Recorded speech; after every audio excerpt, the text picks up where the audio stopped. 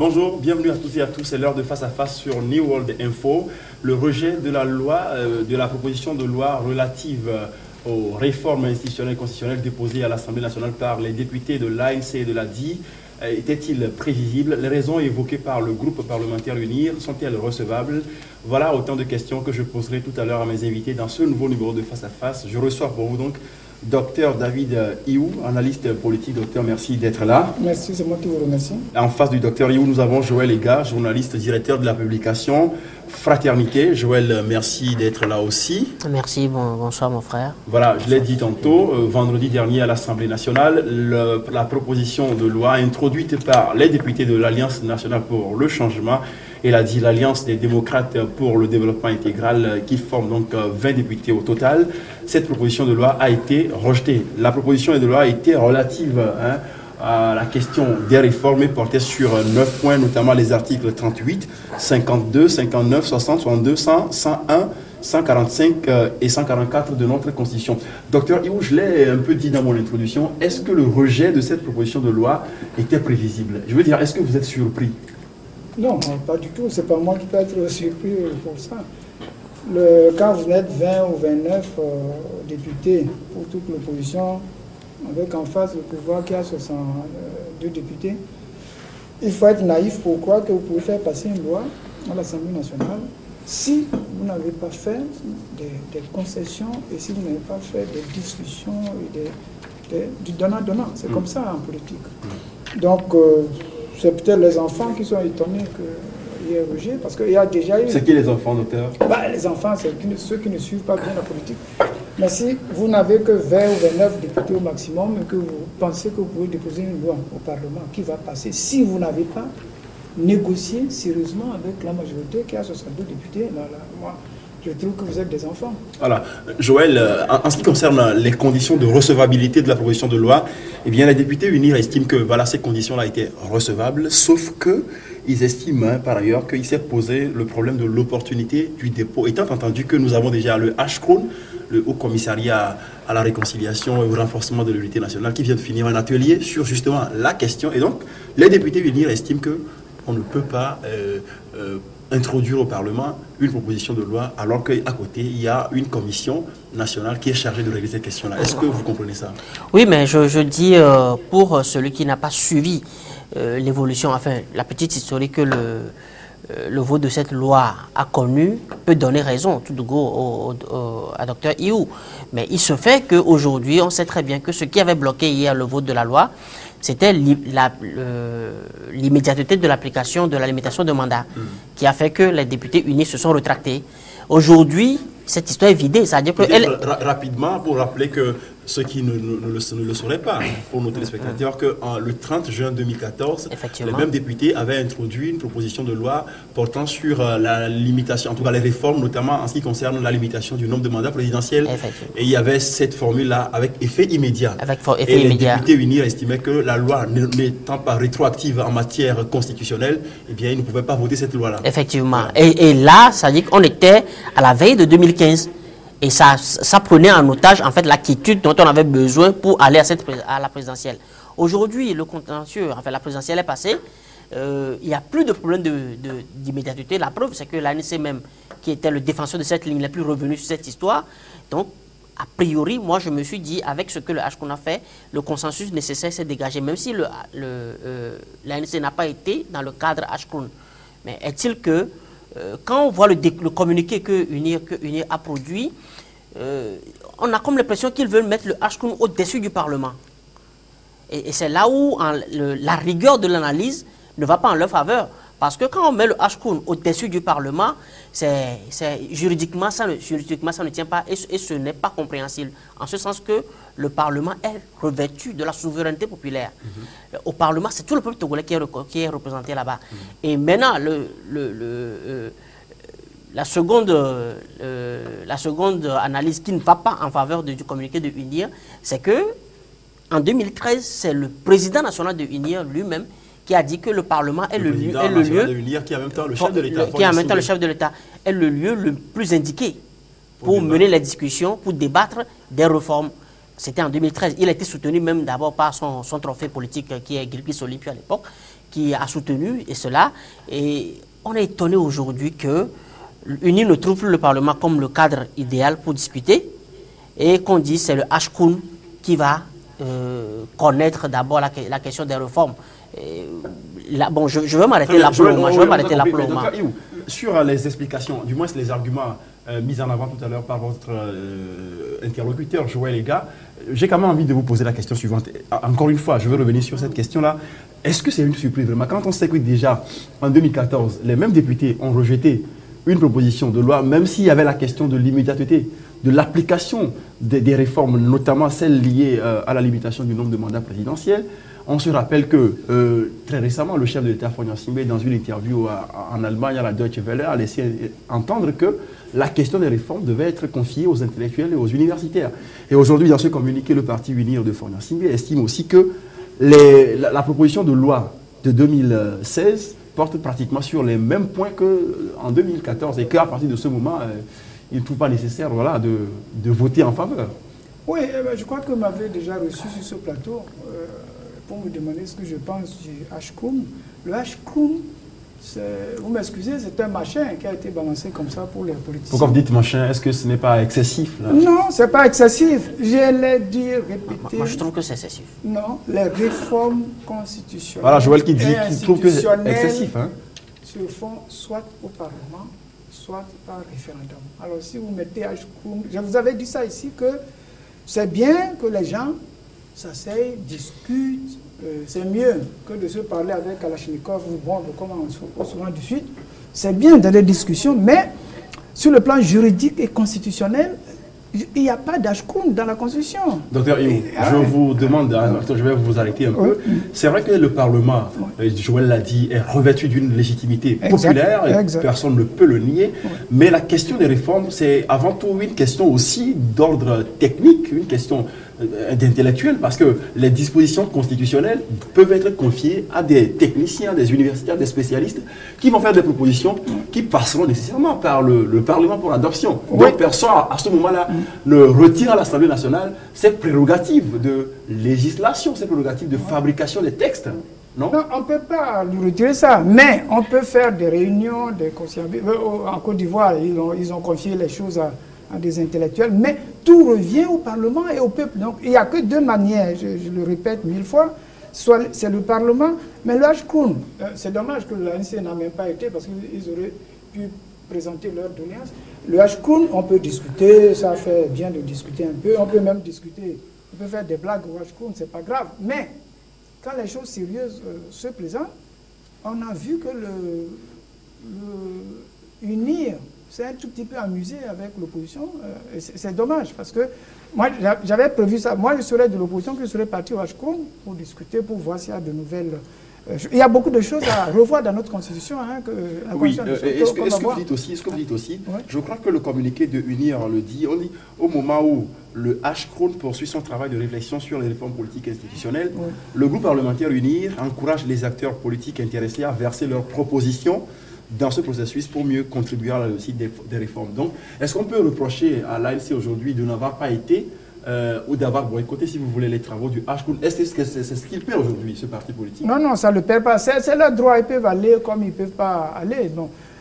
Mais je dis, chaque fois que les intellectuels ou les Togolais se réunissent quelque part pour discuter, c'est bon. Parce que j'ai appris là, avant de venir que UNIR opterait pour un référendum national. Le référendum, c'est un texte qu'il faut écrire.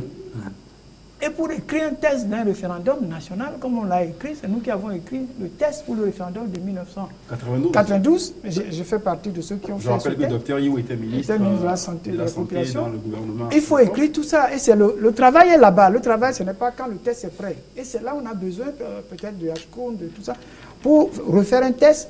Parce qu'au référendum, on vote par oui ou non, c'est tout. Donc, il faut tous les partis politiques dans une structure pour discuter de comment nous allons faire notre référendum. J'apprends que UNIR privilégie le référendum national comme en 1992. Très bien, on va en parler tout à l'heure. Mais Joël, tout à l'heure, quand le docteur parlait de traiter le HCOUM de machin, vous n'étiez pas d'accord? Non, je ne suis pas d'accord parce que le HCOUM, c'est également l'émanation d'une institution qui est issue justement de l'APG, qui est aujourd'hui dans l'histoire politique du Togo, l'accord le plus consensuel, l'accord le plus consensuel et le plus inclusif que le Togo ait connu. Et maintenant, pour revenir sur le problème, sur ce qui s'est passé la fois dernière au Parlement, moi je dis UNI pouvait gérer cette histoire autrement. UNI pouvait gérer cette histoire autrement pour procédant, enfin, ça c'est mon analyse, en procédant comme ceci, au lieu d'arrêter les discussions, on a UNI a donné l'impression comme il y a quelque chose qui le dérange. Oui, Joël, mais encore une fois, là-dessus, est-ce que ce n'est pas une interprétation possible parmi tant d'autres? Parce que quand les députés de l'opposition mettent en avant que justement il y a le président de la commission qui a arrêté les travaux, du côté de UNIR, le discours est autre que cela. On dit que les travaux avaient été, en tout cas, on était arrivé à la fin des travaux, que le président avait dit que voilà, on mettait fin à la séance. Oui, justement, mettre fin pour arrêter. Bon, attends, on va rentrer. Non, est-ce qu'on va rentrer dans la sémantique? Mais si on finit de discuter et que le président de la commission dit on arrive à la fin. Mais est-ce qu'ils ont fini de discuter? Est-ce qu'ils ont fini de discuter? Sinon, pourquoi est-ce qu'UNI donne son communiqué? Ils ont fini de discuter, ils sont arrivés sur quoi? Non, ça veut dire que ne tournons pas autour du pot. Moi, je dis, vous m'avez arrêté dans mon raisonnement, je reprends là où je l'avais laissé. Je disais, au lieu que UNI arrête les discussions, UNI aurait pu, par exemple, suspendre les discussions. UNI aurait même pu mieux faire. Mener la discussion, dire, OK, on a trouvé un consensus, il n'y a plus d'immédiateté, etc. Puisque le paradoxe, c'est que l'ANC n'a pas été aux discussions de Ashcrown, mais le texte qu'ils ont déposé quelques jours plus tôt, ce texte-là a obtenu le sceau de tous les participants au Ashcrown, la limitation des mandats à 2, 5 ans fois 2, les élections à 2 tours.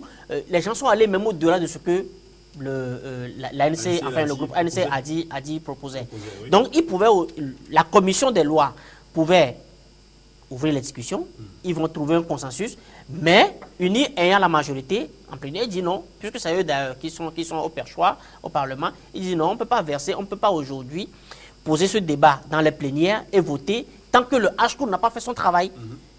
Est-ce que vous voyez? C'est-à-dire que là, ça montre toute la disponibilité d'UNI à opérer les réformes, mais puisque ce qu'ils disent, ce n'est pas faux. C'est-à-dire que la Constitution de 92 a été conçue, le docteur Iou même dit qu'il a été membre artisan de cette Constitution-là. Ils reconnaissent aujourd'hui que cette Constitution a été conçue comme pour élever les Togolais du Sud contre les Togolais du Nord.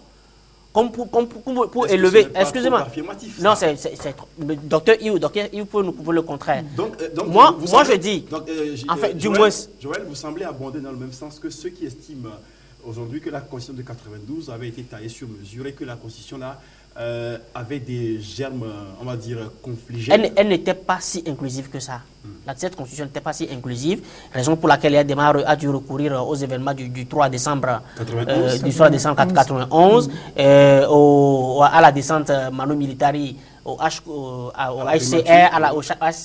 oui. Et ça s'en est suivi ce qu'on a connu le 25 janvier, avec voilà, etc. Donc elle était étouffée. Donc il faut aujourd'hui qu'on mette en place une constitution qui arrange tout le monde. C'est-à-dire que ce soit Kodjo qui soit au pouvoir ou bien Kofi, que la constitution soit transversale au point que tout le monde se retrouve. Donc moi je dis, quand UNIR dit que revenir, parce que ce que ça revient un peu à l'état d'esprit de 92, s'ils disent que bon, ça n'arrange pas, c'est de leur droit, mais ce sont de la pire des manières, de la manière la plus regrettable. Et cela nous donne quelque part raison. Quand en avril, nous avons publié dans notre parution qualifiant UNIR toujours d'être demeuré un parti ad hoc après 5 ans de vie, on sent qu'il n'y a pas eu un travail de fond qui a été fait. Le projet a été déposé depuis là. Mais il n'y a pas eu suffisamment de réunions pour dire quelle posture responsable on va adopter pour qu'on ne crée pas, on ne donne pas du grain à moudre à ceux qui nous critiquent. Aujourd'hui, ils ont donné du grain à moudre à ceux qui les critiquent. D'accord. Docteur Joël a bien fait d'anticiper un peu sur la question que j'étais sur le point. Du moins, un des aspects que j'aimerais qu'on aborde, c'est celui de la Constitution. Parce que d'un côté, il y a ceux qui estiment que la Constitution de 92 est une Bible à laquelle il faut retourner coûte que coûte parce que selon eux, c'est la panacée. Après son adoption 24 ans après, on ne sait pas si c'est vraiment la panacée ou ça a créé plus de problèmes, ça je ne sais pas. De l'autre, il y a aussi ceux qui sont les partisans, sinon les tenants de la Constitution version 2002, modifiée le 31 décembre cette année-là. Alors aujourd'hui, il y a deux camps qui s'opposent. Alors face à cela, que faut-il faire? Doit-on retourner à la Constitution de 1992, issue d'un référendum populaire, ou alors rester avec celle qui nous crée des problèmes aujourd'hui, en tout cas, du moins pour la classe politique togolaise, ou carrément aller vers une 5e République? Non, on ne retourne pas en arrière dans les constitutions. Pourquoi? Parce Donc pour vous, le rétablissement de la Constitution de 92 tel que réclamé par une certaine classe de la classe politique, c'est un faux problème, c'est un faux débat. Pourquoi? Parce que quand nous avions fait cette Constitution, il n'y avait pas eu un consensus terrible. Nous avons été mis en minorité. Moi, je ne croyais pas à cette Constitution de 1992. Et vous n'y croyez pas? Non, je n'y croyais pas, mais on a été mis en minorité et étant bon démocrate, on a accepté. On a dit aux gens, mais on n'est pas encore au niveau de la France. Vous avez tous vu la cohabitation. Quand M. Mitterrand et M. Chirac sont venus ici, dans une cohabitation, on n'était pas prêt à faire une cohabitation. Et on leur a donné l'exemple qu'il y avait 81 députés dans la première constitution. Supposez qu'on fasse les élections législatives et quelqu'un a 40, quelqu'un a 41. Est-ce que vous croyez qu'un gouvernement peut tenir? Il suffit d'acheter 2 députés et c'est ce qui s'est passé avec Eden Kwadjo et Abouébou. En 1994, on avait dit que ça ne marcherait pas. Ça ne marcherait pas parce que si vous avez une majorité relative, c'est ce qui s'est passé avec Eden Kwadjo et Abouébou. Et Adema a acheté, je dis bien acheté entre guillemets, 3 députés et puis la majorité a basculé. Et ce n'est pas fini. J'ai dit aux gens dans une autre émission, dans une autre chose, qu'en 2018, ou bien récemment en 2013, si sur les 91 députés, UNIR avait eu 45, et puis l'opposition 46, ou inversement, qui vous allez nommer Premier ministre? Il tombe le lendemain, le gouvernement va tomber, c'est ce que les Italiens avaient fait. Ils tombaient le gouvernement comme des mouches. Heureusement que c'est une démocratie qui est déjà bien installée, mais ils ont eu des périodes... Donc on n'était pas d'accord sur cette constitution de 1992. Donc maintenant, les constitutions ont fait plutôt une marche en avant. Les constitutions, les États-Unis ont eu 27 amendements. Oui. Donc, ils sont indépendants en 1776. Donc ça fait 220... quand vous divisez, vous divisez par 10, vous voyez. Donc on ne va pas en arrière pour les parce qu'il y a beaucoup de choses qui ne vont pas dans cette constitution de 1992. Et en 2018, il y a des élections législatives, vous êtes d'accord, non? Bon, enfin, constitutionnellement, oui. Non, il faut les respecter. La seule chose qu'on respecte dans la Constitution, c'est les élections législatives. Je le dis parce qu'en 2007, le Togo est allé à des élections législatives. Les élections qui devaient être organisées en 2012 n'ont pas pu être organisées. C'est parce qu'on a reporté un an après. Oui, c'est pourquoi je dis constitutionnellement, en 2018, on doit aller aux élections législatives. Et quand vous avez en 2018 ou bien 2018, plus quelques mois, 45, 46 députés, comment vous allez gérer le pays? Ça ne marchera pas. On avait dit ça avec Ovigo. Docteur, vous ne voulez pas répondre à ma question. Joël, faut-il, le docteur Iwa dit qu'en matière constitutionnelle, on ne doit pas retourner en arrière, il faut toujours aller de l'avant. Il y a une constitution en 92 à laquelle certains s'agrippent, d'autres n'en veulent pas entendre parler. Ne veulent pas en entendre parler, excusez-moi. Il y a une constitution de 2002 qui pose aussi problème. Alors, doit-on aller à une 5e République? Puisque, visiblement, aucune chapelle politique ne semble aller dans ce sens-là, aller vers une 5e République. Pourquoi pas? Non, mais pourquoi vous le dites? UNIR est déjà dans la poursuite de la 5e République. Je n'ai pas envie de le dire. Non, c'est UNIR. Si Dr Iwo, qui est une voix non négligeable, le confirme, c'est que UNIR est déjà dans la poursuite de la 5e République. Mais si c'est la 5e République qui va résoudre le problème, tant mieux. L'essentiel est qu'on puisse vivre entre Togolais sans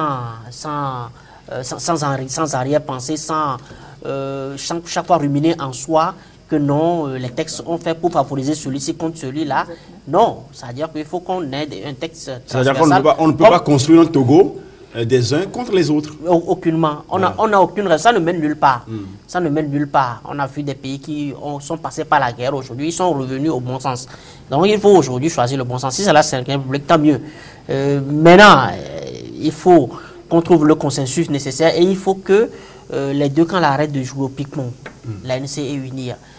Parce que je ne vois pas ce qui empêche aujourd'hui UNIR de dire non, on est d'accord que ce que vous avez conçu, ce que vous avez dit, le HKUN étant également une émanation, de l'émanation d'un accord que vous-même vous avez signé, et puisque l'ANC aujourd'hui c'était l'UFC hier, donc il n'y a pas de raison qu'on fasse des choses sans prendre en compte ce que le HCOUN dit.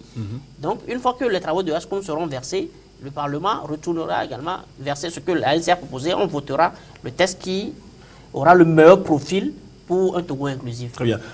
Docteur You, selon nos informations, qu'il est encore à confirmer, c'est que c'est vrai, il y a déjà des démarches allant dans le sens d'une 5e constitution, donc d'une 5e république. Mais le hic, c'est qu'il y a également une partie de la classe politique qui estime que non, il ne faut pas aller à une 5e république parce que justement, dans la nouvelle constitution, il semble, si l'information était vérifiée, qu'il y ait des dispositions, par exemple,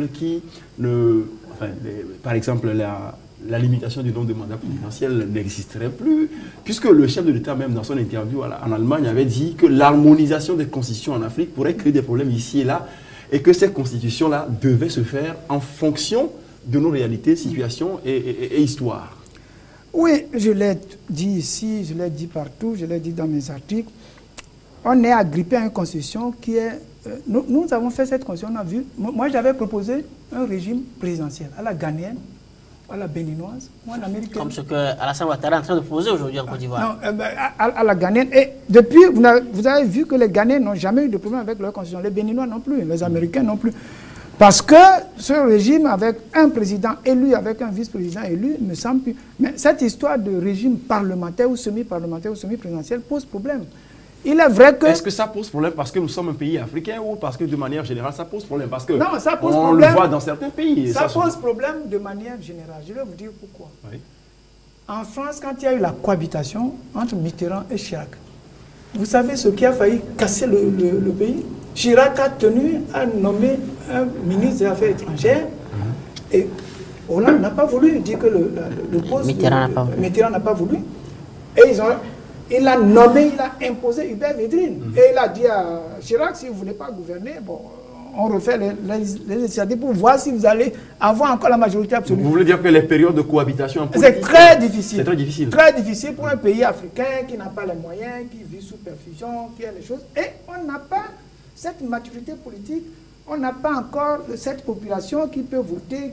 Et lorsque vous avez un système dans un parlement, un gouvernement qui va tomber tous les 3 mois, ça tombe, tout ça là. Donc c'est pour ça que les gens qui ont eu quand même des constitutions correctes, comme le Ghana, le Bénin, ça a marché. Jusqu'à présent, il n'y a pas eu de problème. Moi, le problème de limitation des mandats ne se pose pas. Très bien. Et je l'ai dit ici.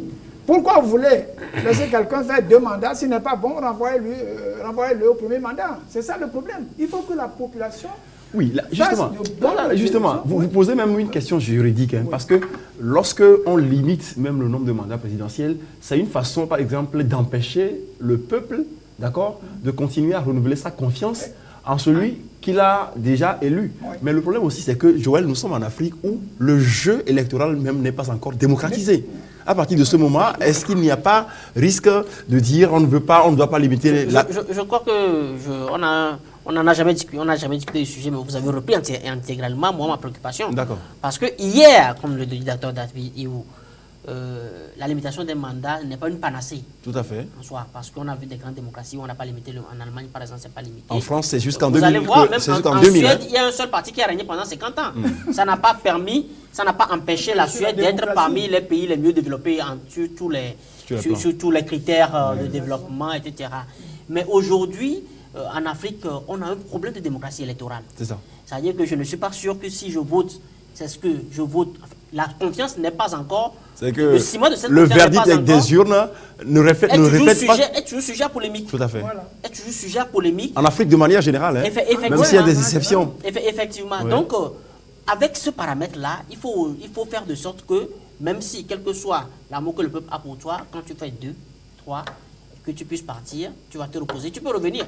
Parce que jusque-là, on n'interdit pas à celui qui a déjà fait 2, 3 mandats de revenir. Voilà. Jusque-là, on n'interdit pas. Tout à fait. Donc, acceptons que ce soit difficile pour certains. C'est une passerelle par laquelle il faut qu'on passe.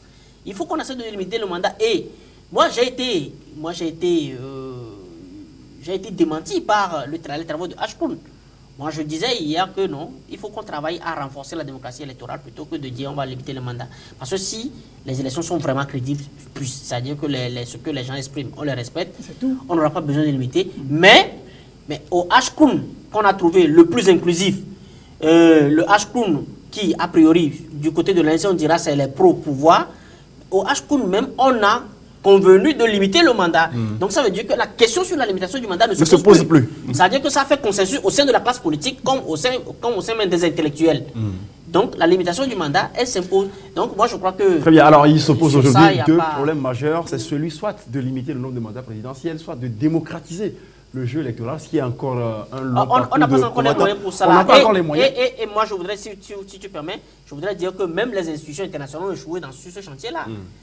La démocratie électorale, on a beau investir des milliards, mais les Nations Unies n'ont pas réussi aujourd'hui à assurer une démocratie électorale en Afrique. Très bien. Donc, tant qu'on n'a pas encore fini ce chantier-là, adossons-nous plutôt sur la limitation du mandat comme ça. Et aujourd'hui, dans la classe politique togolaise, le consensus est acquis que, voilà, il va y avoir limitation du nombre de mandats présidentiels. Mais la question que j'ai envie de vous poser, on est face à une impasse parce que les députés ANC ont introduit une proposition de loi qui a été rejetée pour la deuxième fois en 2 ans.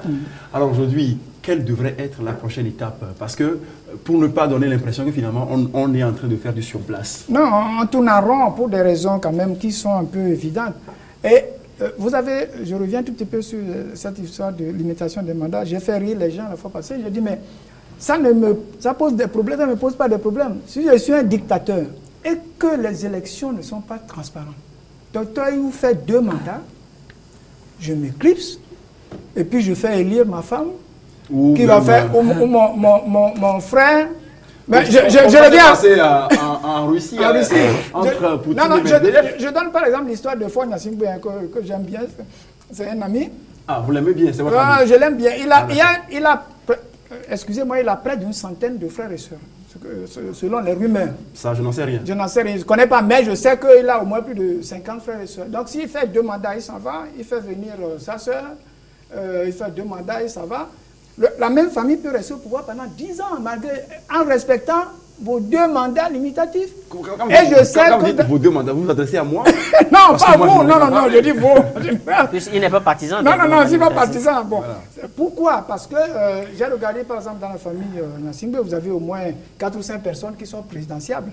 Donc, s'ils font ça, si les élections ne sont pas... Donc, moi, je voudrais qu'on mette le point sur comment faire pour que les élections soient transparentes et comment faire pour que les vrais résultats soient publiés. Et nous avons proposé, je crois que je vous ai envoyé même des articles au journal, de faire des verrous juridiques. Quand on dit par exemple que les membres de la Cour constitutionnelle donnent de faux résultats, ils iront en prison pour 100 ans, ils ne feront pas ça. Très bien. Et tant qu'on n'a pas ça, l'histoire de limitation des mandats, moi je connais, vous avez vu...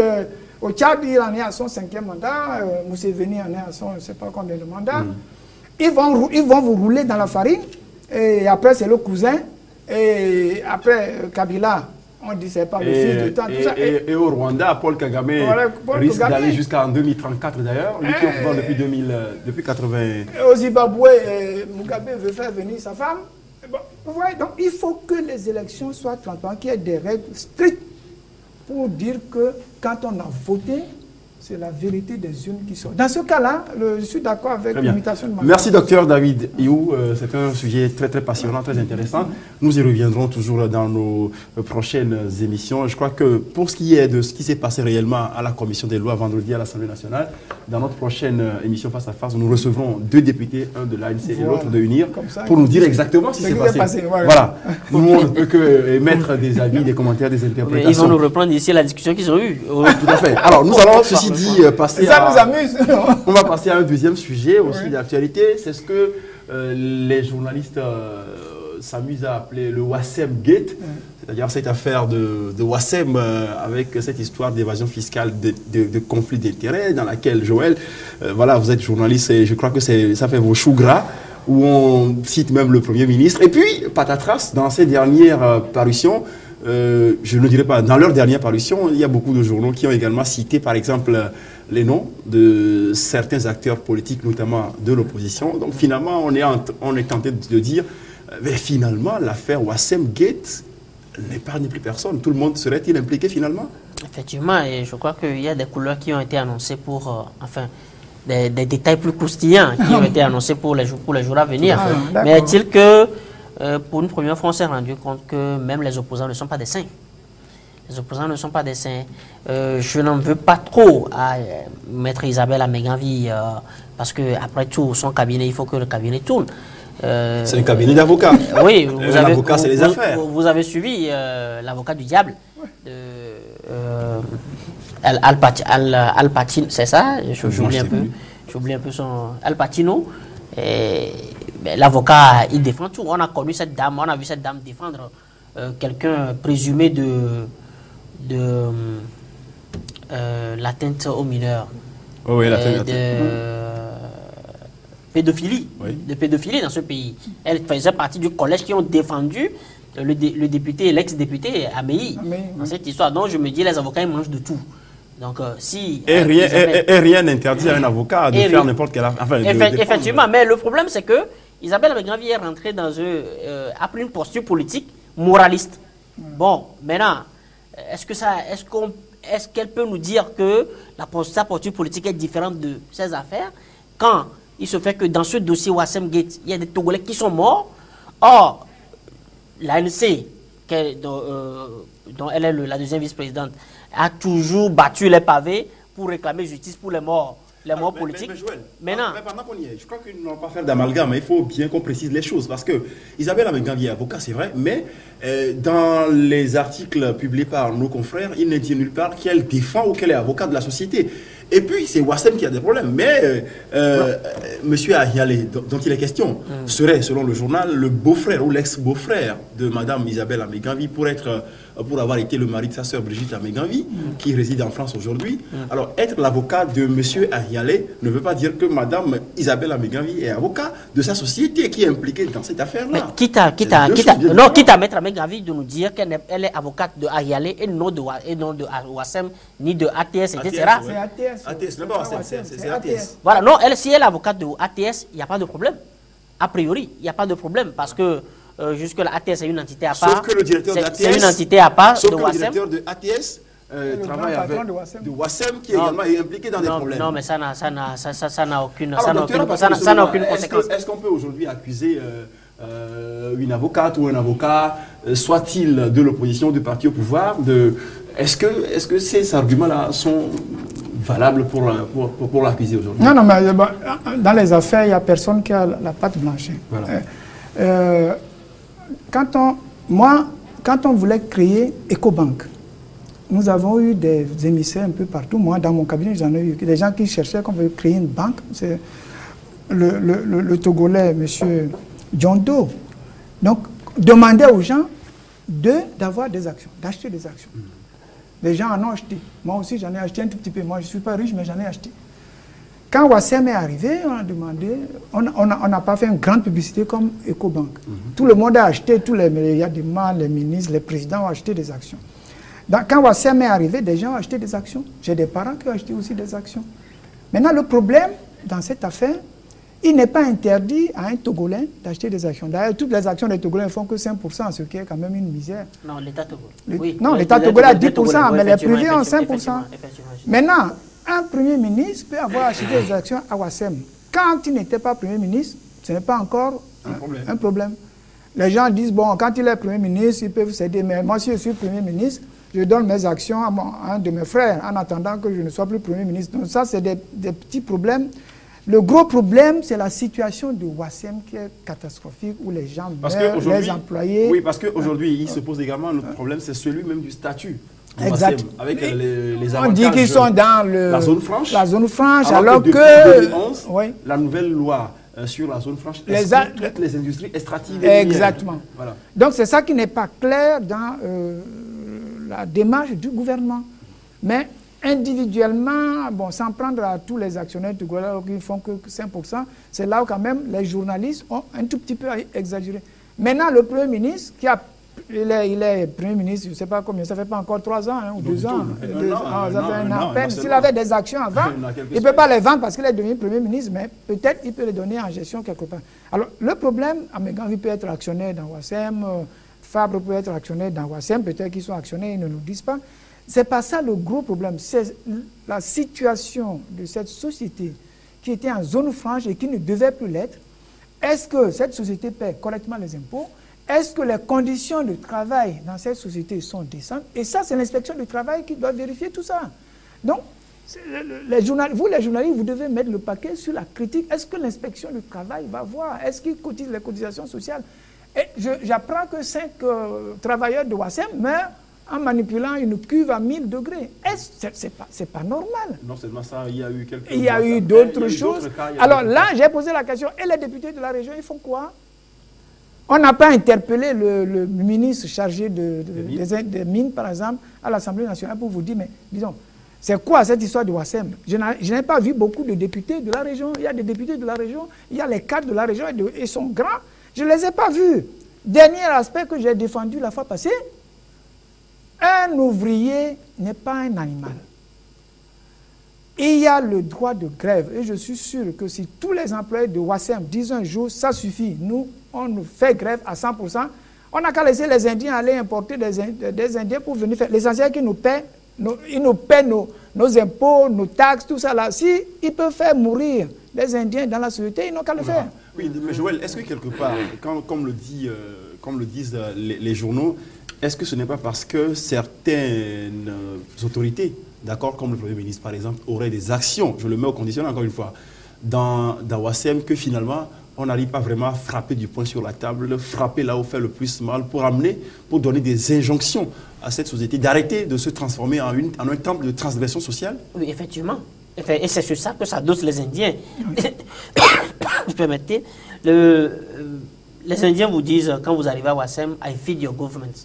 Je nourris votre gouvernement. Je nourris votre gouvernement. Bon, donc ça veut dire qu'il s'adosse sur les 5% d'actionnariat togolais là, pour dire non, parce que je nourris votre gouvernement, je fais fi des règles. Déjà que les Indiens ne sont pas des exemples, quand vous voyez comment les Indiens traitent leurs frères indiens, même en Inde, c'est pas des exemples. C'est pas des exemples. Ça veut dire que c'est regrettable que nos chefs d'État aillent demander de l'aide à ces pays-là, qui hier seulement étaient sortis de la pauvreté. Ce qu'ils ont fait pour sortir de la pauvreté, on est capable de faire même plus, parce qu'on a plus de ressources même que ces pays-là. Donc c'est dommage qu'on aille amener ces gens-là pour venir exploiter nos frères. Et le docteur Iou disait tantôt pourquoi est-ce que les gens ne grèvent pas pour qu'on on amène les Indiens pour faire ce travail-là. C'est que dans l'accord d'investissement, c'est qu'ils sont obligés d'employer la main-d'œuvre locale. Oui, ça je sais, oui. Ils sont obligés d'employer la main-d'œuvre locale. À plus forte raison que les populations sont essentiellement agricoles dans ce milieu-là. Ils vivent de l'agriculture, vous venez prendre leur terre au nom du calcaire. Donc, ce que vous pouvez leur faire, c'est de les engager, mais les engager dans les normes en respectant toutes les conditions. Ils n'ont jamais respecté ces conditions-là. Mais voilà, parce qu'il y a 5% de Togolais qui sont dans l'actionnariat, enfin, il y a 5% de l'actionnariat qui est contrôlé par les autorités, on se tait là-dessus. Et c'est là le problème. Sinon, si Ambroise, j'attends celui qui va me démentir. S'il n'y avait pas autant d'autorités dans l'actionnariat de Ouassem, on aurait vite fait de régler le compte à Ouassem. Oui, mais le problème, où est-ce que vous laissez les ouvriers? Les ouvriers, si tous les ouvriers de Ouassem, il ne faut pas qu'il y ait des traîtres, décident aujourd'hui qu'on fait grève. Oh, les traîtres, il y en a toujours. Hein. Ah ouais. Bon, qu'est-ce que les Indiens vont faire?